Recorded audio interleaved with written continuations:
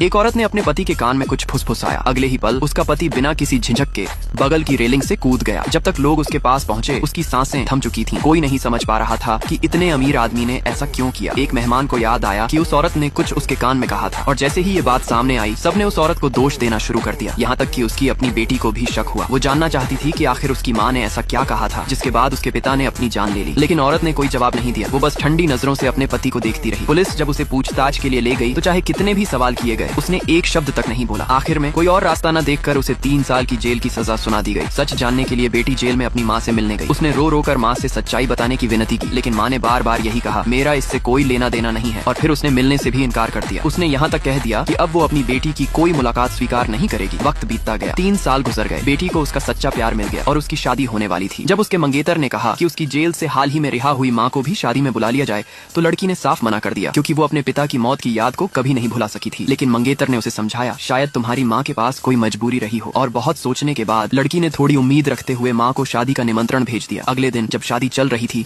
सबकी नजरें दुल्हन पर थीं। तभी वहाँ उसकी माँ आई लेकिन वो शादी के कपड़ों में नहीं बल्कि शोक के कपड़ों में थी। उसे देखकर सब दंग रह गए। लोग सोचने लगे कि शायद माँ को दूल्हा पसंद नहीं आया। दूल्हे को भी लगा कि उसकी सास उससे नाखुश है तो उसने सबके सामने कहा, मैं वादा करता हूँ मैं हमेशा आपकी बेटी को खुश रखूंगा। लेकिन माँ ने कोई जवाब नहीं दिया। वो बस आगे बढ़ी और बोली, मुझे अपने दामाद के कान में कुछ कहना है। जैसे ही वो झुकी लड़की को 3 साल पुरानी वो घटना याद आ गई। उसने घबराकर अपने मंगेतर को रोका लेकिन अब बहुत देर हो चुकी थी। उसने डर के मारे लड़की की तरफ देखा, फिर मुड़ा और भागता हुआ बाहर चला गया। अब सवाल ये है, आखिर उस औरत ने क्या कहा था?